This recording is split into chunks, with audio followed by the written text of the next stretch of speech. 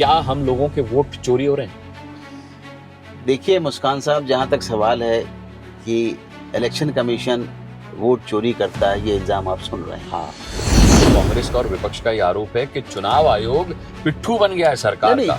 देखिए, उनके कहने से हमें कोई फर्क नहीं पड़ता है, लेकिन आरोप ये है कि चुनाव आयोग चुन चुन के ऐसे लोगों के वोट काट रहा है। हाँ। जो कांग्रेस के वोटर हैं या जो अन्य विपक्षी पार्टियों के वोटर हैं, उनको जानबूझकर टारगेट किया जा रहा है, उनके वोट काटे जा रहे हैं। भाई ये तो बात समझ में नहीं आती है हमारे। आप ये चीज बताइए, आज जमाना डिजिटल है। लेकिन सबसे बड़ा झगड़ा तो यही है कि एसआईआर की प्रक्रिया में आप आधार कार्ड को एक अंतिम मान्यता नहीं दे रहे हैं। ये सबसे बड़ा आरोप लग रहा है कि आपने कहाँ तो आधार से लिंक कर दिया। हाँ। और कहाँ एसआईआर की प्रक्रिया में आप आधार के अलावा भी तमाम सारी चीजें मांग रहे हैं। नहीं, देखिए कि राहुल गांधी ने एक प्रेस कॉन्फ्रेंस करके महाराष्ट्र चुनाव के बाद हरियाणा का जिक्र किया था। उन्होंने कहा था कि देखिए, मैं आपको बताता हूँ सबूतों के साथ कि हरियाणा में कैसे वोट चोरी हुई, और बाकायदा उन्होंने कहा कि ये साक्ष्य है, ये प्रूफ है मेरे पास। देखिए, वो साक्ष्य और प्रूफ जो दिखा रहे थे वो कुछ नहीं है। इस सरकार भारतीय जनता पार्टी की, कानून व्यवस्था भारतीय जनता पार्टी की, चुनाव आयोग भारतीय जनता पार्टी का, तो फिर शिकायत किससे करें, कहाँ करें और क्या होगा उस शिकायत पर? बंगाल का एग्जाम्पल ले लीजिए कि ये सरकार मुस्लिम विरोधी सरकार है और चुनाव आयोग के साथ हाथ मिलाकर के एसआईआर की प्रक्रिया के तहत ये कुछ ऐसा करना चाहती है जिससे कि मुस्लिम वोट जो है वो उनका कोई महत्व ना रह जाए। क्या ये आरोप सच है? आप तो खुद भी एक मुस्लिम हैं। आपने कितने मुस्लिमों को इस विरोध में उतरते देखा? क्या कोई ऐसा मुस्लिम आपको दिखता है जिसका वोट कट गया हो या जिसे ऐसा लगता हो कि ये सरकार उसे देश से बाहर करना चाहिए? और अभी तो हमारे डर के मारे, मैं आपको सच बताऊं, मुसलमानों ने क्या किया है कि जहाँ जहाँ एसआईआर प्रक्रिया हुई है या होएगी, हमारे डर मान रहे हैं कि मुसलमान डरा हुआ है। नहीं, इस बात से डराया गया ना, एक कंसेप्ट क्रिएट किया गया और डराया गया। दोस्तों, हमारी जिंदगी में कई ऐसे मसले होते हैं जिन्हें हम दरगुजर कर देते हैं ये सोच करके कि इससे हमारा क्या लेना देना, लेकिन उस मसले से, उस खबर से हमारा सबसे ज्यादा लेना देना होता है। हम अक्सर गलती ये कर देते हैं कि हम सोचते हैं कि नहीं भाई, हम तो सार्वजनिक जीवन में रहते हैं और ये खबर जो है ये पॉलिटिकल है, ये तो राजनीति है, हमको राजनीति से क्या सानू की। यही हम सबसे बड़ी गलती करते हैं। एक मसला है वोट चोरी का। अब देखिए, आप सोचेंगे कि ये तो पॉलिटिकल मैटर है, लेकिन नहीं। इल्जाम ये है कि आपका वोट चोरी किया जा रहा है। अब सोचिए कि आप अपने मताधिकार का इस्तेमाल करके सरकारें चुनते हैं और अगर आप ही का वोट चोरी कर लिया जाएगा तो फिर इसका मतलब ये है कि आप जो चुन रहे हैं वो सत्ता में है ही नहीं। तो सत्ता में फिर कौन है? क्या वाकई में वोट चोरी होती है? लगातार जब से 2014 से, क्लियर बोलूं तो जब से नरेंद्र मोदी की सरकार आई है, तब से विपक्षी आरोप लगाता रहा है। पहले EVM hack, EVM hack, EVM hack होता रहा कि भाई ईवीएम हैक कर लेते हैं, ईवीएम हैक कर लेते हैं। चलिए साहब, ईवीएम हैक का बहुत मसला उठा, कोई पार्टी ईवीएम हैक करके दिखा नहीं पाई। चुनाव आयोग ने भी कहा कि भाई आइए और ईवीएम हैक करके दिखाइए, नहीं कर पाए। हम लोगों को बड़ी संतुष्टि हुई कि हमारा वोट जो है वो जो हम मशीन में डालते हैं, ईवीएम में डालते हैं, जो बटन दबाते हैं, वही वोट गिर रहा है, वही वोट जा रहा है, और ये जो सरकार है ये हम ही ने चुनी है, क्योंकि ईवीएम कोई पार्टी हैक करके दिखा नहीं पाई। फिर जब ये मसला फेल हुआ तो अब एक नया मसला आया वोट चोरी का, यानी आपकी वोट चोर हो रहा है, वोट चोरी हो रहा है। तो यार, हमारे और आपके अगर वोट चोरी कोई कर रहा है, हमारे घर से कोई छोटी मोटी चीज चोरी हो जाती, कितनी तकलीफ होती है। और वोट हमारा सबसे बड़ा अधिकार है, मताधिकार, मत देने का अधिकार। हम ये तय करते हैं कि कौन सी सरकार जो है वो इस देश को गवर्न करेगी, कौन सी सरकार इस देश को चलाएगी, और वो हमारी मनमर्जी की सरकार होती है। लेकिन इस आरोप में कितनी सच्चाई है कि वोट चोरी हो रहा है? अभी देखिए, पिछले दिनों इलेक्शन कमीशन और हमारे इलेक्शन कमिश्नर जो हैं सीईसी, वो पश्चिम बंगाल गए। वहां पे गो बैक सीईसी के नारे लगे। जैसे हमने कभी आज़ादी के समय अंग्रेजों को खदेड़ा था इस देश से, ऐसे पश्चिम बंगाल से चुनाव आयोग को और चुनाव आयुक्त को, मुख्य चुनाव आयुक्त को खदेड़ने के लिए नारे लगे, तख्तियां दिखाई गई। तो ये जो पूरा मैटर है ये पॉलिटिसाइज भले ही किया जा रहा है, ये राजनीति से जुड़ा हुआ भले ही है, लेकिन बावजूद इसके ये हमसे और आपसे बेहद अंदर तक जुड़ा हुआ है। आज मैं कारनामा में एक बहुत खास मेहमान को लेकर बैठा हूं, और क्योंकि बाहर धूप बहुत है तो हमने गाड़ी रोड साइड लगा ली है, इसलिए हमने सीट बेल्ट भी नहीं लगाई है। क्योंकि कई लोग कमेंट में कहते हैं कि अरे आप कार चला रहे हैं, आपने सीट बेल्ट लगा ली होती। तो मैं बता दूं कि हम पूरी तरह से ट्रैफिक नियमों को लेकर के अवेयर हैं। और आज जो खास मेहमान मेरे साथ हैं वो बहुत शानदार हैं, वो बहुत खास मेहमान हैं, डॉक्टर मोहम्मद अमीन। दोस्तों, मैं तो खैर ये मानता हूं कि ये किसी परिचय के मोहताज नहीं है, लेकिन आप दर्शकों के लिए बता दूं कि आप डिप्टी जॉइंट डायरेक्टर रहे हैं चुनाव आयोग में। इसके अलावा आप हमारे देश के राजनयिक भी रहे गवर्नमेंट ऑफ इंडिया में। इससे बेहतर कोई हो नहीं सकता इस मसले को सुलझाने के लिए, इस आरोप पर जवाब देने के लिए कि क्या वोट चोरी हो रही है। बहुत बहुत स्वागत है अमीन सर आपका। आपने मुझे समय दिया, सबसे पहले तो इसके लिए बहुत बहुत शुक्रिया। बहुत बहुत धन्यवाद कि आपने मुझे बुलाया अपने शो में। और ये तो मुझे आज पता चला कि अमीन साहब जो है फिल्मों में भी काम कर चुके हैं। आपके व्यक्तित्व को देखकर मुझे लगता तो था एक रुआब है आपके अंदर, लेकिन ये आज पता चला कि आप फिल्मों में। सर, हमारी राजनीति जो है वो फिल्मी नहीं है, वो रियल है, वो रील नहीं है। तो आज रियल पे बात करेंगे। मैं आपसे सबसे पहले पूछना चाह रहा हूं कि क्या हम लोगों के वोट चोरी हो रहे हैं? देखिए मुस्कान साहब, जहाँ तक सवाल है कि इलेक्शन कमीशन वोट चोरी करता है, ये इल्ज़ाम आप सुन रहे हैं। हाँ, लेकिन मैं इस पे बिलीव नहीं करता हूँ और ना जनता को बिलीव करना चाहिए, क्योंकि इलेक्शन कमीशन एक संवैधानिक संस्था है और वो संस्था सुचारू रूप से 51-52 से चुनाव कराती आई है। और आपने सुना होगा हमेशा इलेक्शन कमीशन में तरह तरह के इल्ज़ाम लगते रहे, जिसको कि अभी आपने बताया भी कि पहले ये होता था कि डब्बों में गलत वोट डाल दिए जाते थे, हेराफेरी होती थी, बैलेट बॉक्स चोरी होते थे। उसमें बड़े झगड़े हुए, सब कुछ हुआ। तो इलेक्शन कमीशन ने सोचने के बाद एक सुधार लाया। सुधार लाने के बाद इलेक्ट्रॉनिक ईवीएम मशीन आई और ईवीएम मशीन जो थी वो इजाद की गई इलेक्शन कमीशन तरफ से, सब पार्टी को दिखाया गया। दिखाने के बाद उनको लॉन्च की गई और लॉन्च करने के बाद और जब भी कभी आप देखेंगे कि इलेक्शन होता है उसमें इनके वोटर जो जिस दिन वोटर डे होता है यानी पोलिंग डे होता है, उस दिन हर पार्टी का एक पोलिंग एजेंट जरूर होता है और उसके सामने रैंडमाइजेशन होता है मशीनों जिसे हम बीएलए कहते हैं। नहीं, बीएलए नहीं, बीएलए तो ब्लॉक लेवल, बूथ लेवल के होते हैं जो वो बनाते हैं, लिस्टें बनाते हैं, वोटर लिस्ट बनती है। मैं यहाँ बात कर रहा हूँ मशीन की, जो बात की आपने। तो ये उस दिन हमारे जो एसडीएम होते हैं या डीएम के सामने, पार्लियामेंट में डीएम चुनाव अधिकारी होता है और रिटर्निंग अफसर होता है। और जहाँ तक असेंबली का सवाल है, इसमें रिटर्निंग अफसर हमारे जो है एसडीएम होते हैं जिले के। तो आप ये समझिए कि उनके सामने जिस दिन वोटिंग शुरू होती है, काउंटिंग वोटिंग के लिए, उस वक्त भी रैंडमाइजेशन होता है। यानी मशीनों में आप डाल देते हैं, कहते हैं कोई मशीन निकालिए और हर पार्टी के एजेंट से कहते हैं आप दबाइए बटन, और उसमें देखिए कि कोई बटन दब रहा है या नहीं दब रहा है। जो आप बता रहे हैं वही दब रहा है या कोई और दब रहा है। उसके बाद उन सर्टिफिकेट पे साइन करा लेते हैं कि नहीं, मशीनें हमने सही पाई हैं। हमने कमल दबाया और वीवीपैट से कमल की ही पर्ची आई। किसी ने चिड़िया दबाई तो चिड़िया का ही आया। और उसके बाद उसे फॉर्म पे साइन करा लिए जाते हैं कि ये मशीनें हमारी सही है। फिर वो पोलिंग शुरू हो जाती है। सारा दिन पोलिंग देखता है और शाम को जितने वोट पड़ते हैं, मान लीजिए 1000 का हमारा पोलिंग स्टेशन है, तो उसमें अगर 800 पड़े हैं तो बाकायदा दिखाया जाता है कि मेल फीमेल कितने पड़े। और ये सब पोलिंग एजेंट के सामने, हर पार्टी का पोलिंग एजेंट होता है, ऐसा नहीं कोई नहीं, हर एक के पास होता है। शाम को जो है वो पर्ची साइन की जाती है हमारे पोलिंग अफसर के द्वारा, प्रिसाइडिंग अफसर के द्वारा, और हर एक को एक एक कॉपी दे दी जाती है कि देखिए आपके सामने इतने वोट पड़े, इतने जेंट्स थे, इतने लेडीज थे, इतने नहीं पड़े। और वो उन्हीं के सामने मशीनें हमारी सील कर दी जाती हैं, उस पर भी साइन होते हैं और उसके बाद उनको ले जाके स्ट्रांग रूम में रख दिया जाता है। इस सब चीज की फिल्मिंग होती है, स्ट्रांग रूम तक जाने के लिए भी और यहाँ पे साइन करने की सब कुछ। और वहाँ जब ताला लगता है फाइनली बाहर जहाँ मशीनें रखी हैं स्ट्रांग रूम में, वहाँ भी इनके सिग्नेचर की स्लिप लगा दी जाती है। और आपको तारीफ होगा कि जिस दिन चुनाव की काउंटिंग शुरू होती है उस दिन भी सबको बुलाया जाता है। बुलाने के बाद सबको दिखाया जाता है कि देखिए आपने जिस पे साइन किया था वही है।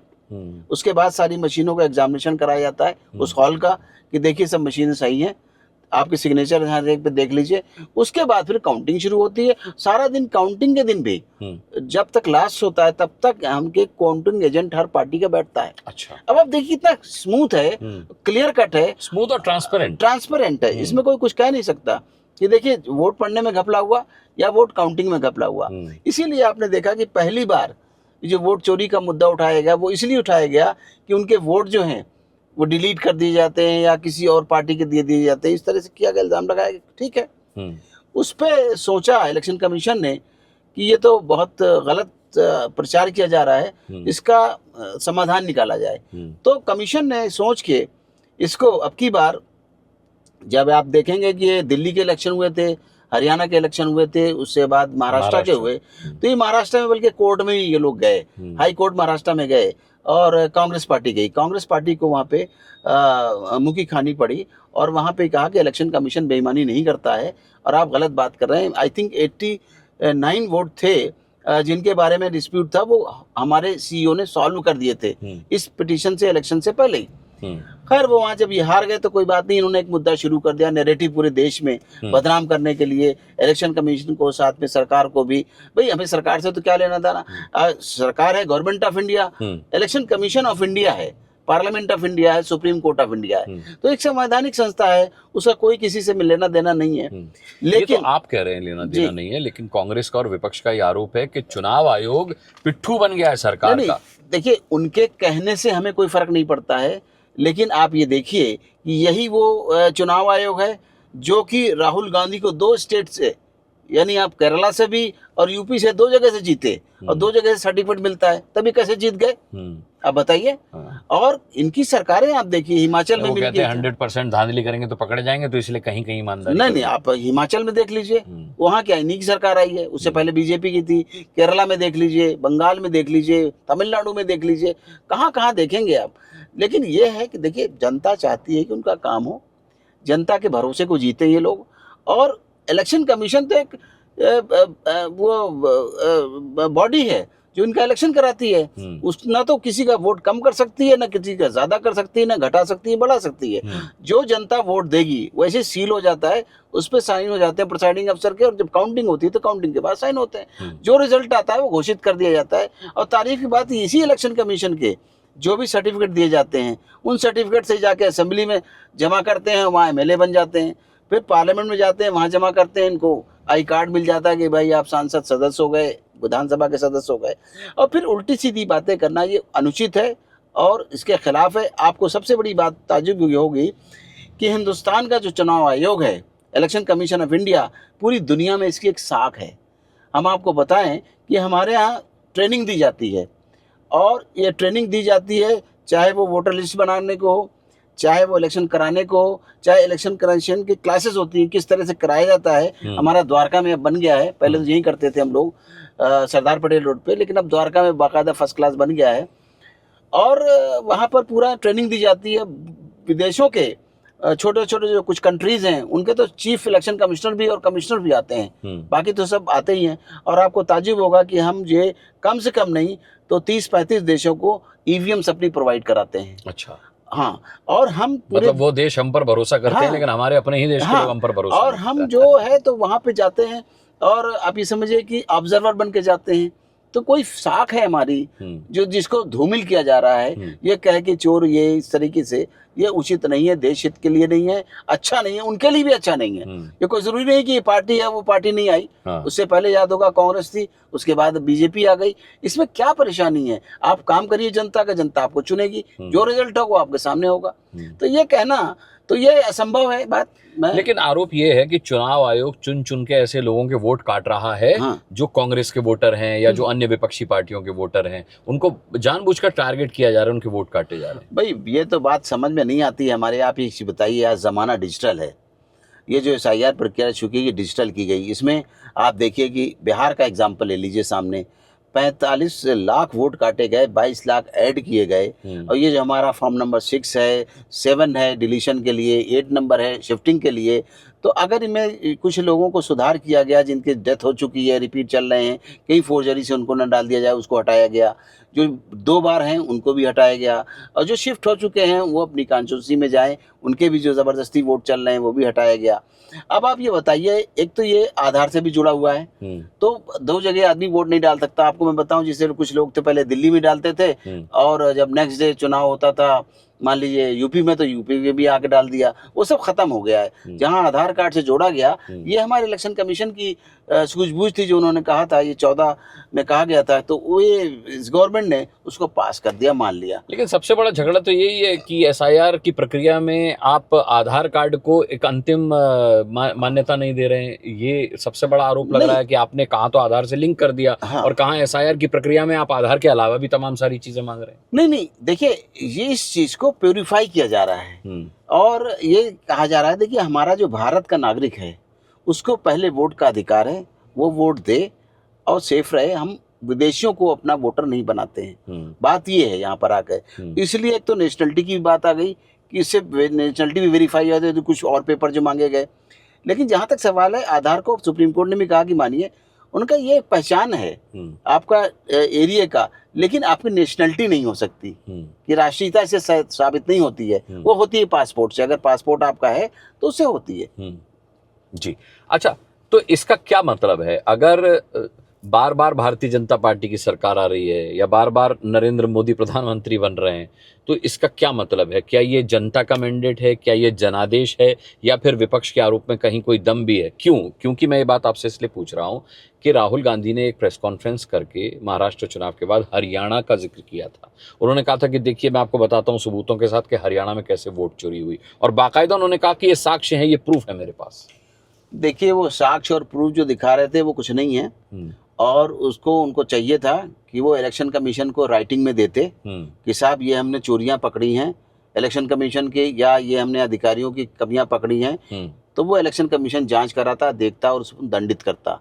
आपको मैं ये बताऊं कि हमारा एक इलेक्शन कमीशन ही ऐसा है जो बड़े से बड़े अधिकारी को सस्पेंड कर सकता है और अरेस्ट कर सकता है, और उसमें लीडर्स भी आते हैं। ऐसा नहीं कि लीडरों के लिए भी ये एक्शन लिया जाता है। अगर इलेक्शन के दौरान कोई भी गड़बड़ी करता है, किसी तरह किया जाता है, तो उसको अरेस्ट किया जा सकता है आरपीआई एक्ट के तहत।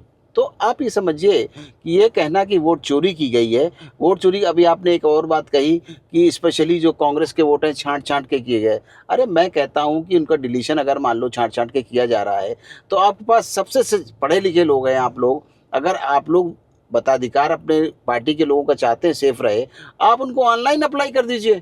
ऑनलाइन अप्लाई करेंगे, सीधे इलेक्शन कमीशन में रजिस्टर होता है। वो तो नहीं होता कि भाई बीएलओ गड़बड़ कर गया। और फिर सबसे बड़ी बात देखिए मुस्कान जी, कि अब की बार आज़ादी के बाद से पहली बार जो हमारे बीएलओ जाया करते थे, वो जो लिख देते थे वो सही होता था। अब की बार क्या किया गया, इस बात को रोकने के लिए जो इस प्रोपगंडा चलाया जा रहा था कि वोट चोरी हो रहा है, इसको बताने के लिए, समझाने के लिए जनता को, हर बीएलएस जो है बूथ लेवल असिस्टेंट हर पार्टी का बीएलओ के साथ लगाया गया। और बीएलओ उस एरिया के होते हैं मोस्टली, वहीं के कोई टीचर होता है। विपक्षी पार्टियां कह रही हैं बीएलए सिर्फ आदेश मानता है, वो सिर्फ ऑर्डर फॉलो करता है उसका। नहीं। अच्छा। देखिए, ये जो बीएलओ है हमारा, ये बीएलओ जो है, अच्छा ठीक है वो कह रहे हैं, लेकिन बीएलए इनके क्या कर रहे हैं? बीएलओ जो है अगर हमारा ऑर्डर मान रहा है तो क्यों लगाया गया? हर पार्टी का दो लगाया गया है। नहीं, वो कह रहे बीएलए ऑर्डर फॉलो करता है, बीएलए का कोई अधिकार नहीं है, बीएलए सिर्फ ऑर्डर फॉलो करता है। नहीं, बीएलए ऑब्जेक्ट कर सकता है, बीएलए उनके खिलाफ, बीएलओ के खिलाफ कंप्लेन कर सकता है, एफआईआर करा सकता है। मैं आपको ये बता रहा हूँ। और आप देखा बंगाल में 4 ऑफिसर्स पर हमारे सस्पेंड किए गए, जिसको कि ममता बनर्जी की गवर्नमेंट वहां उनको सस्पेंड नहीं कर रही थी। 3 को सस्पेंड किया, को छोड़ दिया। चीफ सेक्रेटरी ने, भाई कमीशन से तो चीफ सेक्रेटरी बात करेगा, तो चीफ सेक्रेटरी ने कहा साहब ये बड़ा ईमानदार अफसर था। बाद में जब प्रेशर दिया गया तब उसको उन्होंने सस्पेंड किया और उस पर एक्शन लिया। आपको मैं ये बताऊं कि एक छोटी सी बात है कि ये जो बीएलओ है, ये बीएलओ उसी एरिया का या तो टीचर होगा, या तहसील का क्लर्क होगा, या वो ब्लॉक लेवल का ऑफिसर होगा। ये लोग हमारे बीएलओज होते हैं, और बीएलओज इलेक्शन कमीशन के मतलब डेपुटेशन पे होते हैं, और उनको पूरे समझाया जाता है, बताया जाता है कैसे काम करना है, ट्रेनिंग देने के बाद उनको भेजा जाता है। लेकिन वो हैं उसी एरिया के, फिर उन्हीं के बीच के हैं। ये कैसे हो गया कि बाहर के हैं, और उनके बीएलएस भी उन्हीं पार्टी के हैं, लोकल पार्टियों के, और उसी एरिया के हैं, तो वो काम देखते हैं उनका। उसमें क्या दिक्कत है? अगर कोई बात की गई तो मैं आप फिर बताता हूँ मुस्कान जी, उनकी एफआईआर हो सकती है, उनकी कंप्लेंट हो सकती है, उनकी कंप्लेंट बीएलओ की एईआरओ से की जा सकती है। बीएलओ और एईआरओ अगर कुछ गड़बड़ ज़्यादा कर रहे हैं तो उनकी हमारे स्टेट में सीईओ होता है, चीफ इलेक्टोरल ऑफिसर, उससे किया जा सकता है, कैपिटल में होता है। और अगर ये तीनों ही गड़बड़ कर रहे हैं, किसी वजह से आपको है आशंका, तो आप इलेक्शन कमीशन की साइट पर जाइए, इलेक्शन कमीशन को कर दीजिए। भाई देखिए, अब सवाल यहाँ पे ये उठता है, मैं अपने दर्शकों के लिए क्लियर करना चाहता हूँ, क्योंकि कई लोगों के मन में सवाल है, क्योंकि विपक्ष भी ये सवाल उठाता है कि सरकार भारतीय जनता पार्टी की, कानून व्यवस्था भारतीय जनता पार्टी की, चुनाव आयोग भारतीय जनता पार्टी का, तो फिर शिकायत किससे करें, कहाँ करें, और क्या होगा उस शिकायत पर? बंगाल का एग्जाम्पल ले लीजिए।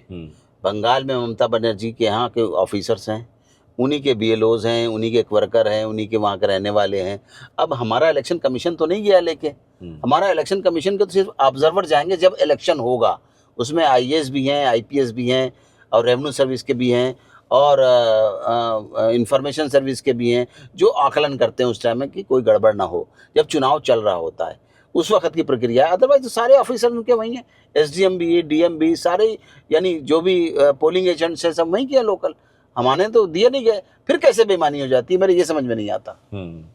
तो कुल मिलाकर के आप ये कह रहे हैं कि राहुल गांधी अगर सबूत भी दे रहे हैं तो वो बोगस है, वोट चोरी नहीं की जा सकती, यानी कि हम जो वोट डालते हैं वही वोट सरकार में परिवर्तित मैं कहता हूं अगर वो कोई चार्ज लगाते हैं तो उनको चाहिए कि अपने लेटर हेड पे लिख के दें कि वो मेंबर पार्लियामेंट है, अपोजिशन ले रहे हैं, हर मेंबर पार्लियामेंट इलेक्शन कमीशन को लिख सकता है, तो कमिश्नर को चिट्ठी लिखे चीफ को, और कि साहब ये यहाँ पे कानूनताएं पाई गई हैं, इनकी जांच की जाए और उनको पनिश किया जाए। तो ऐसा नहीं कि इलेक्शन कमीशन ईमानदारी से काम करता है और उनको रिप्लाई भी देगा, उस पर एक्शन भी दिखेगा उनको, ऐसा नहीं है। लेकिन ये कहना कि हमने एफिडेविट दिया था, अखिलेश की बात कर लीजिए, अखिलेश ने कहा हमने 1400 एफिडेविट दिए थे। अरे एफिडेविट दिए थे तो आपने एफिडेविट जो दिए थे वो कोर्ट का पेपर होता है, ठीक है, आपने दिए इलेक्शन कमीशन, लेकिन आपको ये भूल गए कि आपने फोटो कॉपी दी।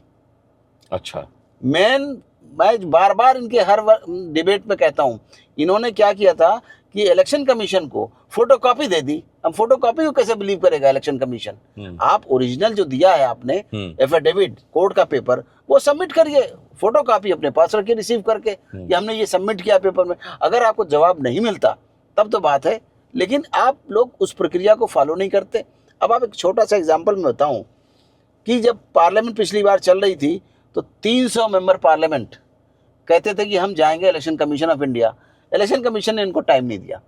रीजन आपको मैं बताऊंगा कि क्या है कि वहां पे ये कहा गया था 30 आ जाइए, 30, 300 की जगह 30 हर पार्टी के आ जाते हैं उनके, और उसमें जो भी लीडर्स को आना था आ जाते हैं वहां पर। मैं आपको बताऊं आज भी चाहिए, आप भी गए होंगे इलेक्शन कमीशन में विजिट करने के लिए, सरदार पटेल रोड पर टोटल 300 आदमी बैठता है वहां पे इलेक्शन कमीशन का, प्यून से लेकर चीफ तक। आप ये देखिए वहाँ जगह ही नहीं है, बहुत छोटा सा हॉल है जिसमें आप लोगों की प्रेस कॉन्फ्रेंस होती है, हम उनको बिठा, मैं चीफ ऑफ प्रोटोकॉल रहा हूँ इसलिए मैं बताता हूँ। तो अगर 30 बुलाया गया और 300 आएंगे तो क्या करेंगे? इलेक्शन कमीशन के साथ बाहर हो जाएंगे और उनको वहां बिठा देंगे, सुनेगा कौन? और उतना बड़ा कमरा नहीं है, हॉल नहीं, कुछ नहीं है। तो जब उनको कहा गया तो वो नियमों का पालन नहीं करते, और फिर हमारी फोर्स तो लगेगी कि अननेसेसरी क्यों अंदर आ जाएंगे। उतने ही लोग आए जितनी बात को रख सकते हैं। और बात भी सही है, अगर 30 लोग होंगे, इलेक्शन कमीशन अपने रूम में बुलाएगा, वहाँ पे कॉन्फ्रेंस रूम में, वहाँ बात करेंगे, एक एक की बात होगी, समझा बुझा के सारी पूरी बात समझ में आएगी। उनकी बात 300 आदमी हो तो शोर शराबा होगा, कोई वो सिर्फ प्रदर्शन करने वाली बात है।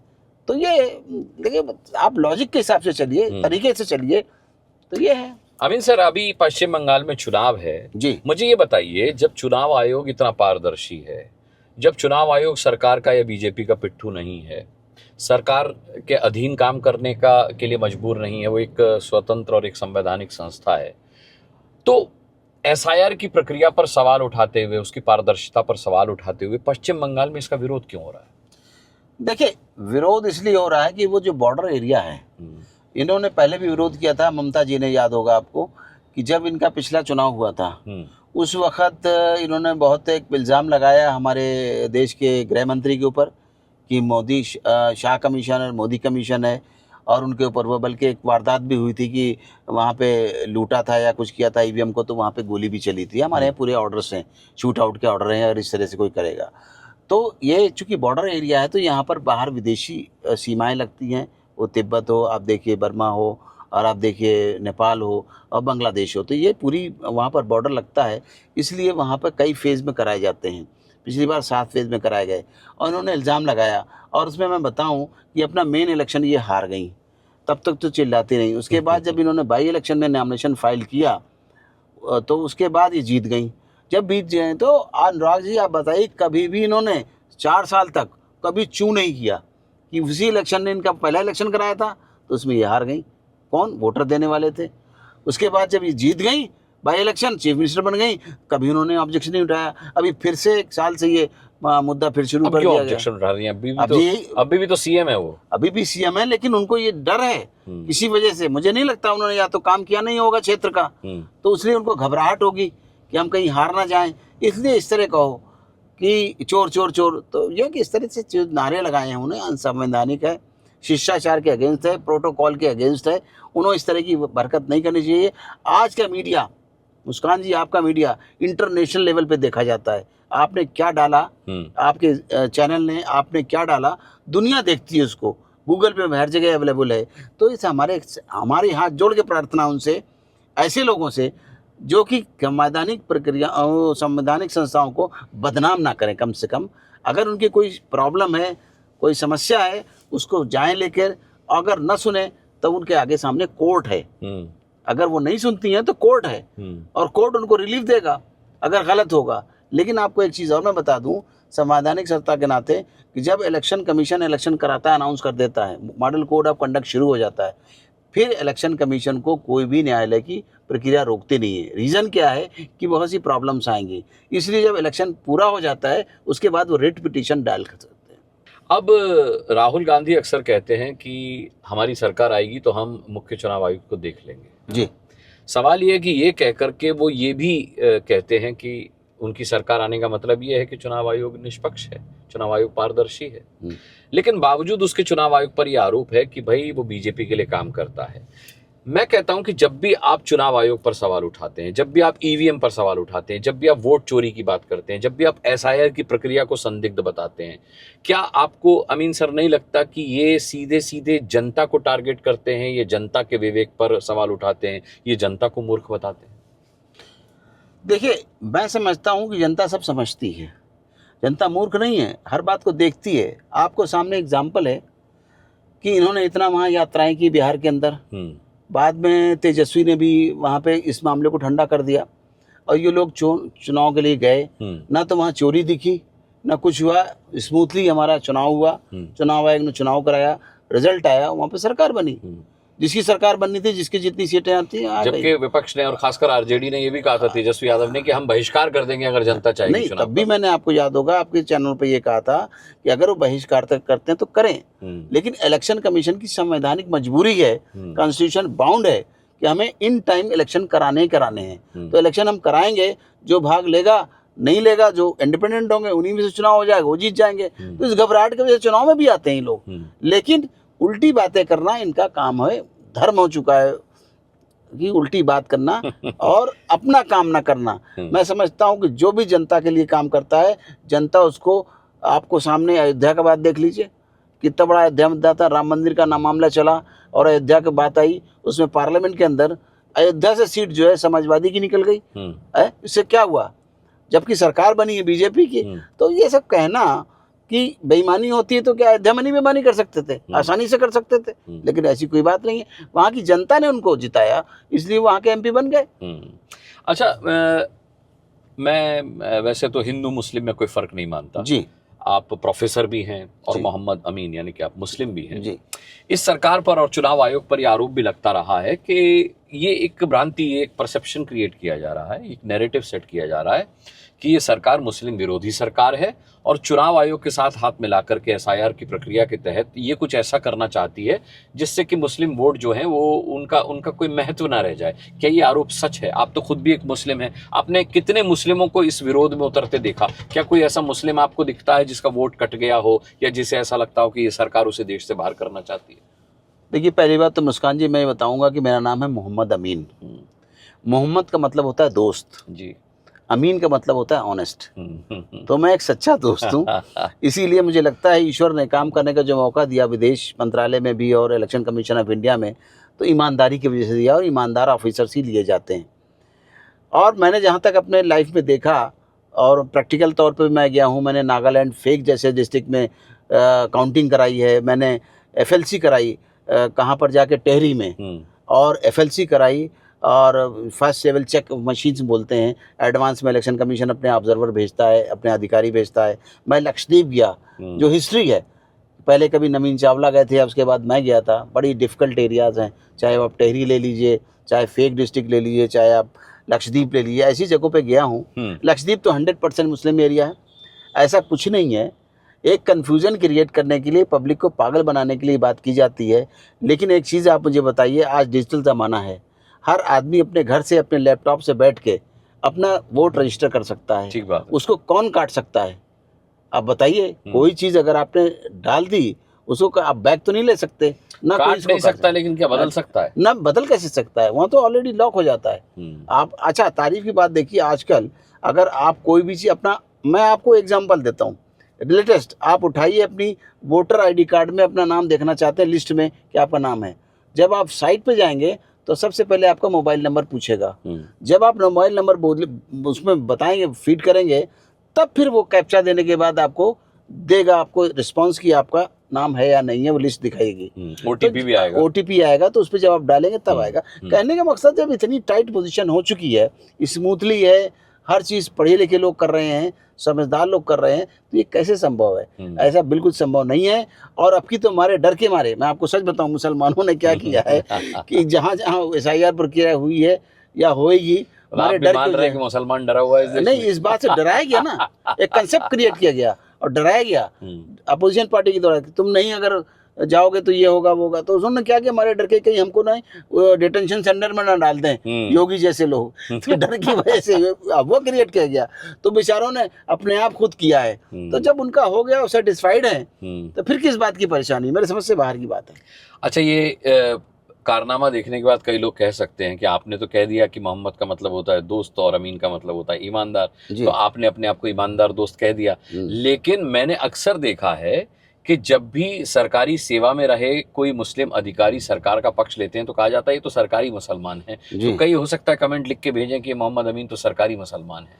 नहीं, मैं सरकारी मुसलमान तो हूँ लेकिन था, अब तो मैं नहीं हूँ, लेकिन सरकार में, लेकिन सरकार की नीति को हमने हमेशा ईमानदारी से पालन किया है, जिसका नतीजा है कि ईश्वर ने मुझे जो है, मैं आपको खोल देता हूँ कि मैं जद्दा में जब पोस्टिंग थी मेरी, तो मैंने हज भी परफॉर्म किया है। अच्छा। और ये जो बैतुल मुक़द्दस की लड़ाई चल रही है 2004 में, मैं फ़िलिस्तीन में भी गया हूँ। अच्छा। और अरफात का गेस्ट रहा हूँ 4 दिन वहाँ पर भी। तो जो हमने काबा भी देखा है, मदीना भी देखा है, और पहला जो हमारा कह लेते हैं काबा, वो भी देखा है मैंने। फर्स्ट तो फ़िलिस्तीन है। तो कहने का मकसद है कि हमने पूरी दुनिया देख ली, साथ के अंदर हमने दीन भी देख लिया, हम कोई गलत बात नहीं करेंगे, ये हमारी गारंटी है। चलिए, आज सिर्फ वोट चोरी के मसले पर मैंने आपसे बात करना ठीक समझा, क्योंकि जनता सुन तो लेती है वोट चोरी हो रही है या वोट चोरी हो सकता है, लेकिन उसको ये नहीं पता कि ये मुमकिन है या नहीं है, पॉसिबल है या नहीं है। आप डिप्टी जॉइंट डायरेक्टर रहे हैं चुनाव आयोग में, इलेक्शन कमीशन ऑफ इंडिया में, तो आपसे बेहतर इस चीज़ को कोई नहीं बता सकता, क्योंकि आप उस प्रक्रिया का हिस्सा हैं। आपने बताया कि ना तो ईवीएम हैक हो सकती है, ना वोट चोरी किया जा सकता है, और ना ही SIR की प्रक्रिया में किसी तरीके की कोई धांधली है। बिल्कुल सही बात है ना। ये तीनों अपने आप में क्लियर हैं, लाउड हैं, और सबसे बड़ी बात ट्रांसपेरेंट है। तो हमें भरोसा रखना चाहिए अपने देश के चुनाव आयोग पर, अपनी चुनावी प्रक्रिया पर, और आपने जो वोट दिया है उस पर। क्योंकि कई बार क्या होता है कि हम सुनी सुनाई बातों में यकीन करने लगते हैं, हम अपने विवेक पर भरोसा करना छोड़ देते हैं, और हमें लगता है कि ये जो आरोप लगाया जा रहा है ये सही है। तो अगर इस देश में कांग्रेस की सरकार बनती है तो भी वो आपका प्रेम है, और अगर बीजेपी की सरकार बनती है या किसी और पार्टी की सरकार बनती है तो भी वो आपके मताधिकार से ही बनती है। इसमें किसी तरह की कोई धांधली नहीं है, क्योंकि अब वो जमाना तो रहा नहीं अमीन सर के जब बूथ कैप्चरिंग हुआ करती थी, है ना, जब बैलेट के बैलेट लुट जाया। तो हमारी जो मशीन है, अगर इसको ले जाते हैं तो नंबर होती है, उसको हम कैंसिल कर देते हैं। अच्छा, तो मशीन के सारी वोट बेकार हो गए। हाँ, वो काउंटेबल ही नहीं, कुछ नहीं हो, मशीन ही नहीं था, मशीन ही नहीं, रिपोल हो जाता है वहाँ पर रिपोल हो जाता है, कोई दिक्कत नहीं है। ठीक है, आप एक्स डिप्लोमेट भी रहे हैं, तो मैं आजकल जो ये ईरान और इजराइल का युद्ध चल रहा है इस पर भी आपसे बात करूंगा, लेकिन वो अगली मुलाकात में हम बात करेंगे जब आप बिल्कुल अलग लिबास में होंगे और कार चल रही होगी। आज धूप बहुत है, बर्नआउट हो जाता है, इसलिए मैंने एक साइड में गाड़ी लगा करके आपसे बात करना ठीक समझा। तो दोस्तों, यकीन रखिए कि आप जिस तरीके से अपने मत का इस्तेमाल करते हैं वो उसी तरीके से रिफ्लेक्ट भी होता है, यानी इसमें धांधली की गुंजाइश ही नहीं है, इसलिए धांधली हो ही नहीं सकती। कोई चाहे भी धांधली करना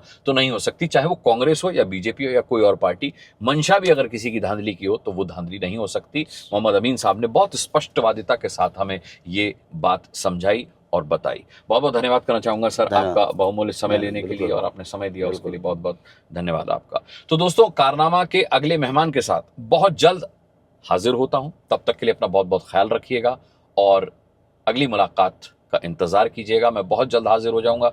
आप कमेंट करके बता सकते हैं कि ये पॉडकास्ट, ये कारनामा आपको कैसा लगा, किस तरीके के और पॉडकास्ट आप देखना चाहते हैं। अगर आप कोई स्पेसिफिक सवाल किसी मेहमान से पूछना चाहते हैं तो वो भी इस वीडियो के कमेंट बॉक्स में लिख के भेजिएगा।